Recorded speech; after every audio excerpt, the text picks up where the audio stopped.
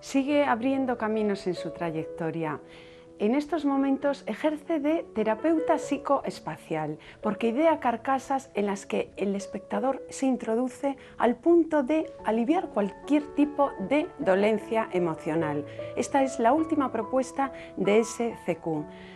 A través de un cuestionario express sabemos un poquito más de la personalidad de Mónica Alonso.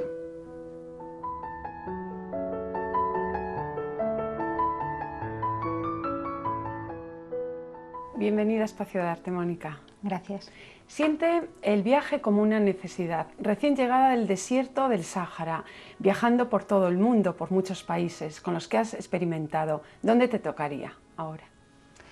Ahora volvería ao deserto. Eu penso que encontrei ali o meu lugar, o sur de Túnez.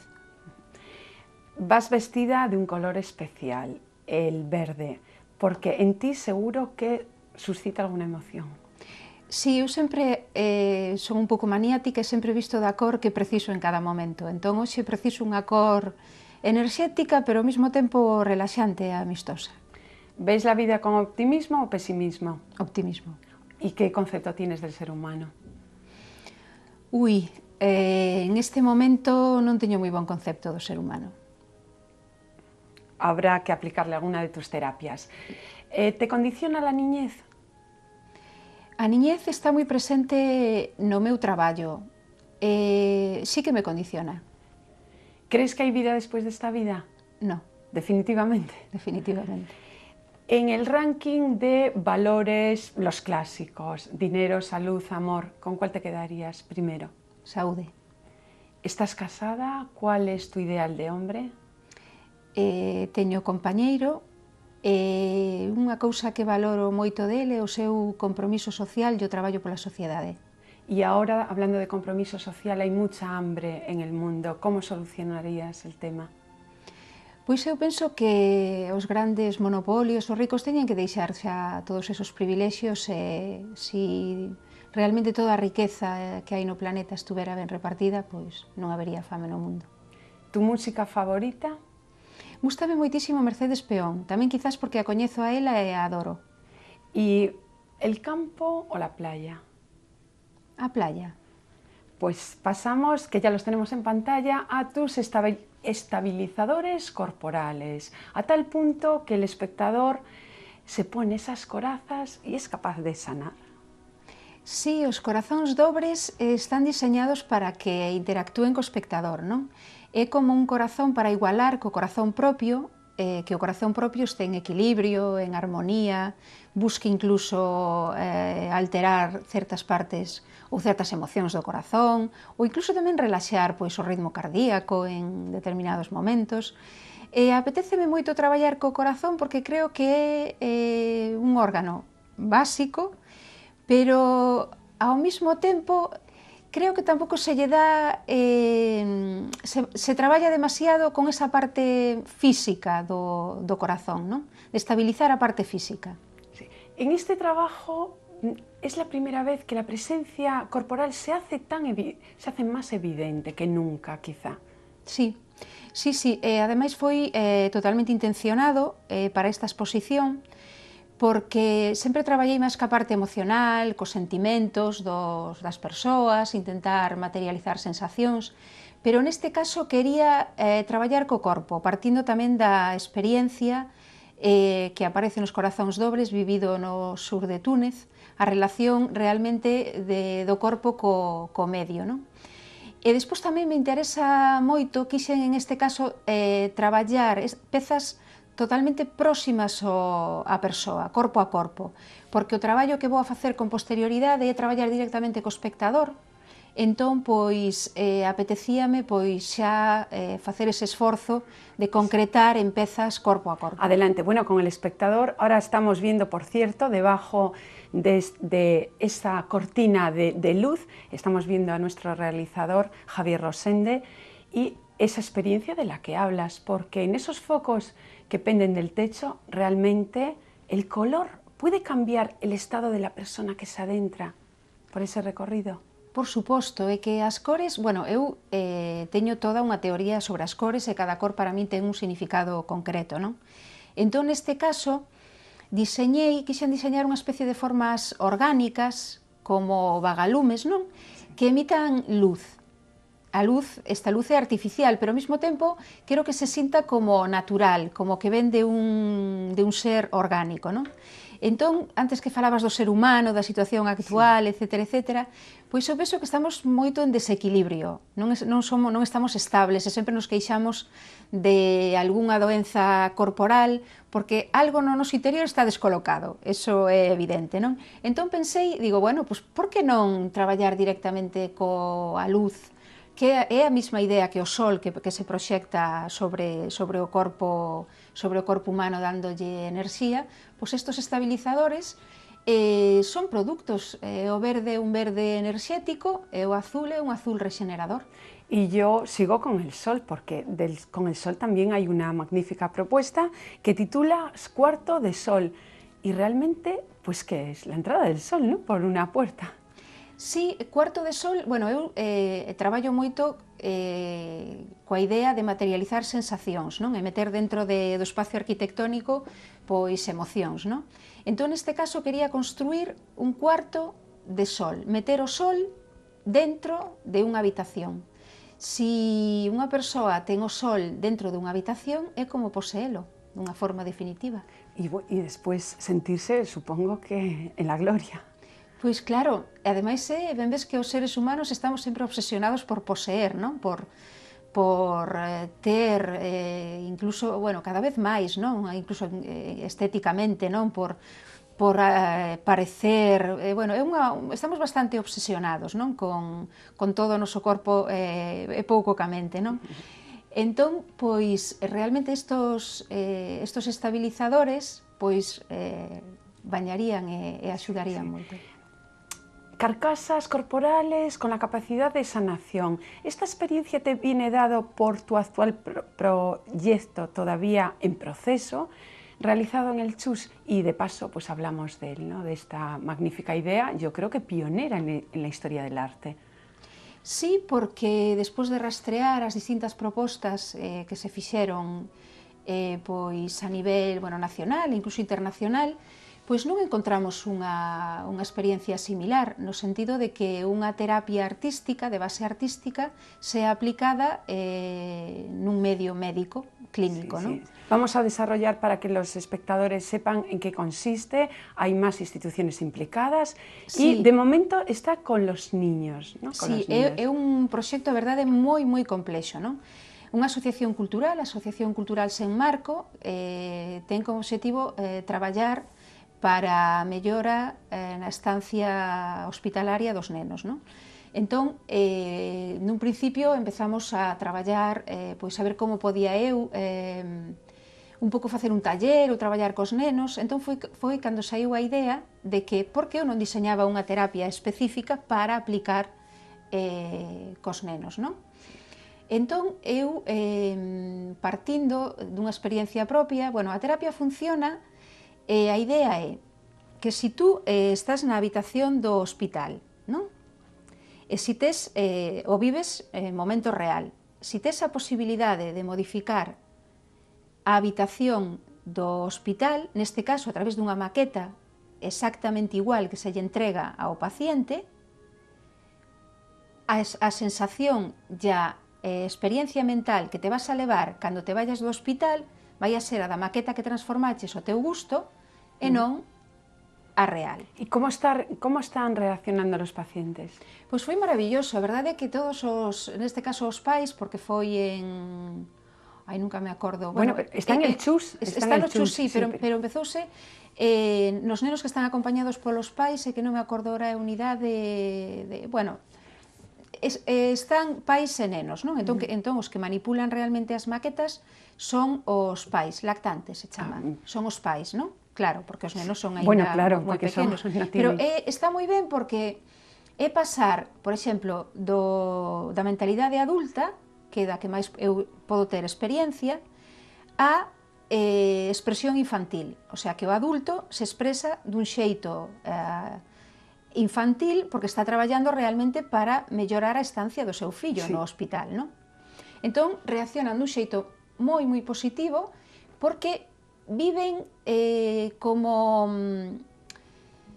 moi alegre e como moi especial esa transformación do espacio. Por qué? Pois porque creen firmemente, ou a maioría cree, que modificando a estancia favorable favorecen realmente o proceso curativo. Entón, participan moito e, sobre todo, tamén unha cousa que é realmente interesante é que este é un proxecto de investigación, que o obxectivo final, por lo menos da Asociación Cultural Sen Marco, é chegar a teorizar sobre a habitación ideal de hospital. Entón, os pacientes, neste caso os pais dos nenos, pois están moi comprometidos realmente con aportar información a esta investigación. Entón din, se nosotros podemos aportar información para que se leve a cabo esta investigación, pois colaboramos dun xeito realmente activo, moi activo. E bueno, e se concretará finalmente, seguro que en unha exposición en el CEGAC ou en outra institución. Sí, porque este proxecto, digamos que esta Asociación Cultural Sen Marco leva a coordinación do CEGAC e despois está tamén o CHUS, que claro, é interesantísimo esa relación porque como entra a arte, como entra no medio clínico, hai un contrato que é interesantísimo de como realmente, claro, porque está a confidencialidade do paciente, está a non interferencia nas terapias médicas, hai unha serie de cuestións que hai que resolver a nivel de contrato, non? E tal. Entón, pues, claro, hai como varias partes implicadas e cada parte pues, ten que cubrir o seu papel no proxecto, non? E piensas que ellos tamén creen en la posibilidad curativa del arte? Totalmente, porque se non o hospital non se houbera involucrado tantísimo desa maneira. E incluso tamén dende a parte artística, dende o CEGAC, dende a área de pedagogía, tamén se están implicando moitísimo. Entón, agora aplicaronse todas as terapias, as 12 habitacións da área de lactantes, están as maquetas e as memorias feitas. Entón eu agora, claro, como a terapia diseñei eu sei realmente o que estaba buscando, teño que establecer unhas conclusións en relación a todo o que aconteceu. Entón, precisamente mañá vou a visitar as maquetas para establecer as conclusións.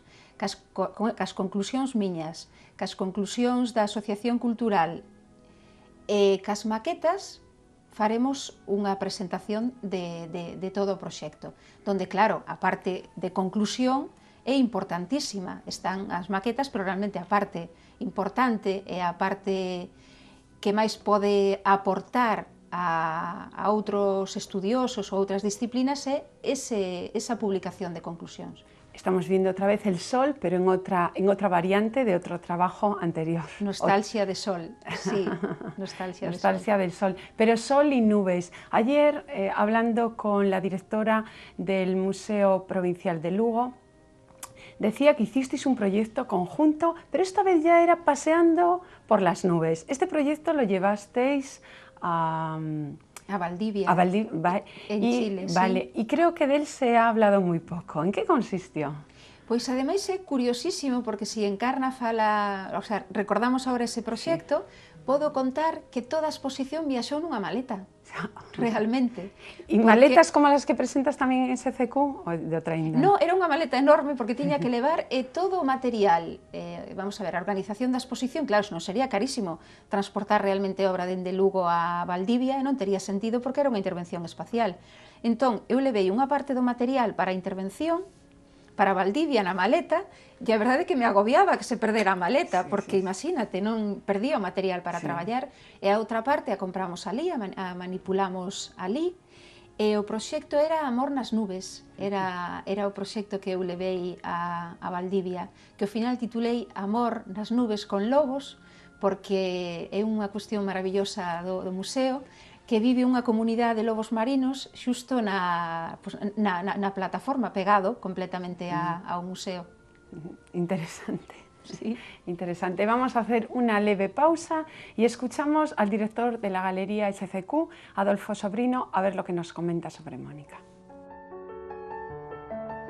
Bueno, pues ahora que se cumplen 15 años de la Galería SCQ en Santiago, volviendo la vista atrás, vemos que Mónica Alonso ha hecho con nosotros pues 4, 5, 6 exposiciones y es una de las artistas de la galería que están desde el principio en SCQ.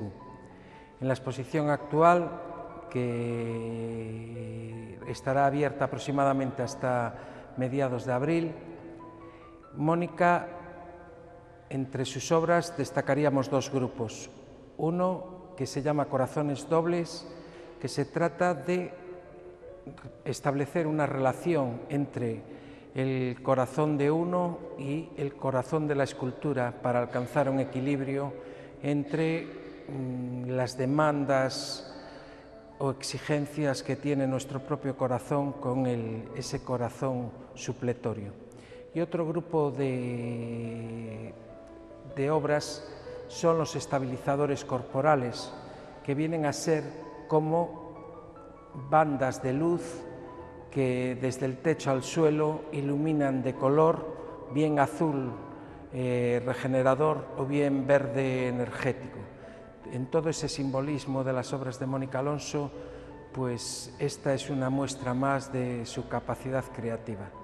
De todas formas, les aconsejamos que vengan a ver la exposición a SCQ. Felicidades, Adolfo. 15 años de ejercicio profesional y sobre todo hoy, como están los tiempos.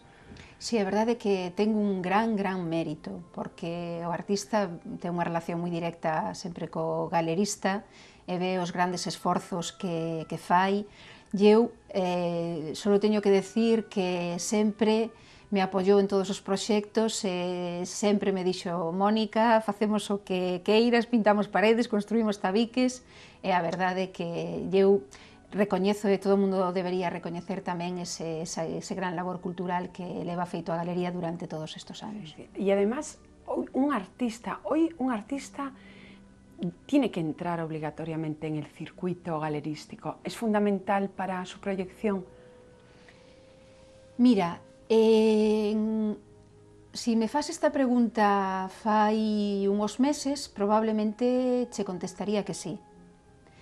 Pero conforme vai pasando o tempo e van acontecendo determinadas cousas no mundo artístico, comezo a ter as miñas dúbidas, porque creo que tal e como está establecido o sistema é demasiado mercantilista. Y cada día vamos a más. Sí. Entón, claro, os artistas, non quero ser tampouco cruel nin tal, pois suben e baixan, quero decir, os artistas se comparten. Suben e bajan, pero, por exemplo... Non deixa de ser un consumo máis. Sí, suben e bajan, pero artistas que mencionas con una trayectoria como la tuya, ¿tú piensas que puedes bajar realmente con el currículum que llevas a tus espaldas? No, porque o que fixen está feito. Pero cada día con más valor, no con menos. Sí, por suposto, pero eu non son un artista que traballe con moitísimas galerías, que teña unha proxección increíble. Eu, digamos, que valoro moitísimo a miña coherencia profesional e o meu rigor de investigación, que é o que a min me toca facer, non? Y lo que valoramos todos aquí y fuera, que también trabajas con tu galería de Italia. Sí, que estoy encantada con mi galería. Además, no has estado hace mucho.